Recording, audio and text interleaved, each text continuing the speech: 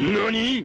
Oh, hello friend. Today I have something a bit different. Something bizarre, adorable, and affordable. Today I'm talking about Quar. Even if you don't know what they're called, there's a good chance you might have seen a picture of one. The art varies in the simple forms like the models with their coloring look like lizards, though in more detailed variants with the eyes and ears visible are more ant-eater-ish. It has a rather charming art, colorful without being overtly cartoony with a tad bit of serious-natured industrial warfare. Quar has been around for about a decade or so, has a rather neat-looking video, one locked to the PS4, and the PC one seems to be VR only, which is one way to keep something obscure and niche. Like many wargames, the tabletop is mostly in metal and resin. With this starter set, this Quar's War, I believe is the first in the plastic sprue variety. This Quar's War, Clash of Rhyfles, is a box intro set featuring rules of the Rifler's Pocketbook, which is a low model count skirmish variant of the game. Mine got a bit mashed in the mail, but the internals were mostly intact. The cover art reminds me of Karl Kapinski's Warhammer art, where it puts you in the action. Very thematic, world-building type stuff that's important to have in a creation that allows people to cling on. First greeted by a mini poster, then a very handy quick reference sheet for our forces, print of the rules in the Rifler's Pocketbook. This becomes a good reference with lore and the platoon build for our models. Contains the greatest name for an action through pluck, which is a variation of a command point system. Notice the Quar had a unique spelling to its language with prominent R, W, and Y in their naming conventions. Everything from world name, countries, tools, weapons, and the ranks of their armies. Much like another setting that's ever becoming less grimdank, the Quar too are always at war, with the main two factions being high-quality royalist versus the quantity is its own quality horde of crusaders. A myriad of other countries either aligned or neutral. Get some colored six-sided dice and activation cards.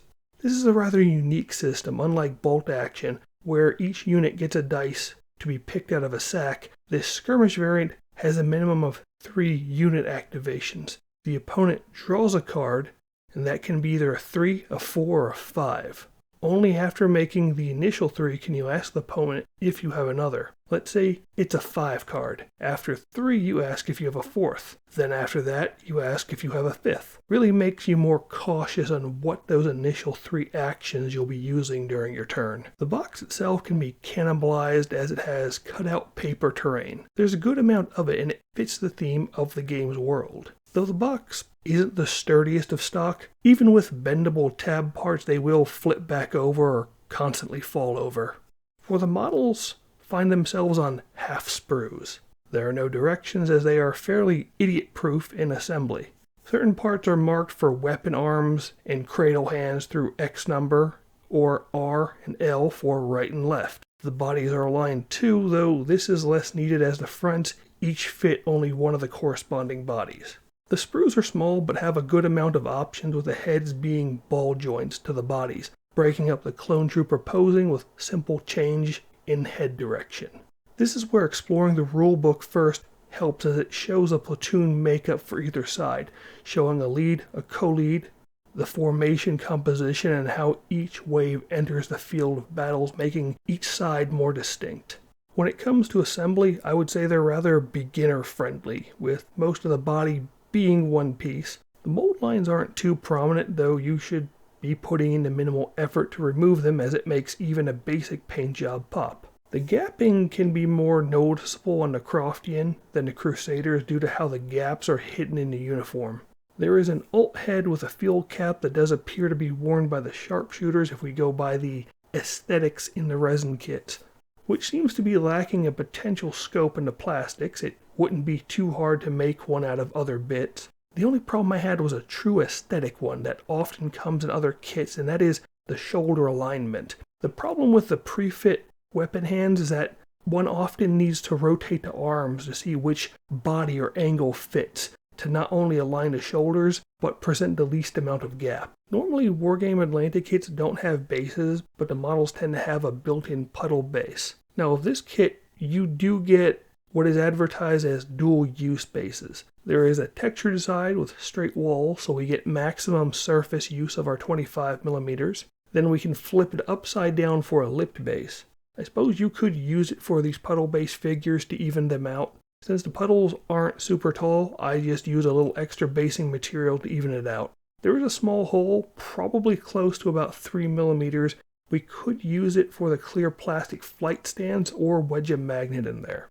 When it comes to painting, the stylized proportions does itself a favor at this scale, mimics that of heroic scale with the simple details. The stylized nature would make Quar ideal for introducing to children or one's lady friend into modeling and painting in good quality bonding time.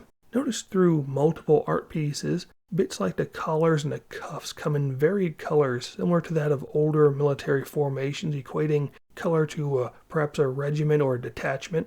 More so fitting to the Croftians, as they have the old world charm as they are led by the great Napupan.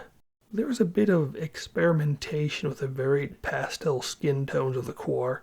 Vallejo and Army Painter have recently reformulated their lines, increasing the amount of pastels which would work well here, and are often colors rarely used that could potentially grow one's painter muscle. The key feature of these models is that they do lack modeled eyes, which can be the most bum-puckering aspect of detailing. This Quar's War Clash of Rhyfles retails around $70-ish, which is similar to the newer bolt-action starter. There is room for a few dollars less shopping around, though.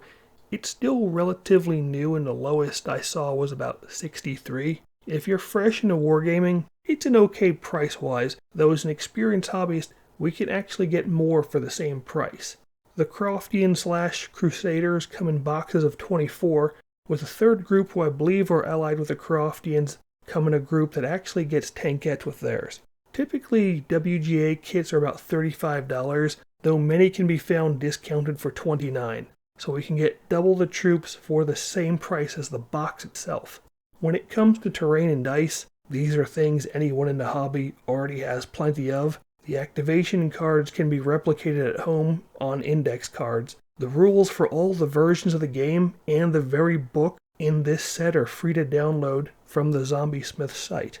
In this case, being frugal pays off. Moving forward, Quar has two skill sizes, 28 and 15mm, where the latter is built for epic, large-scale battles. 28mm has the added ability of being a skirmish or larger scale, pending on the rule set. They even have tanks, heavy weapons, officers, and other nations in resin and metal formats that are actually reasonably priced. Overall, I like Quar. It's max comfy, and it's a nice side option to support and see where it goes.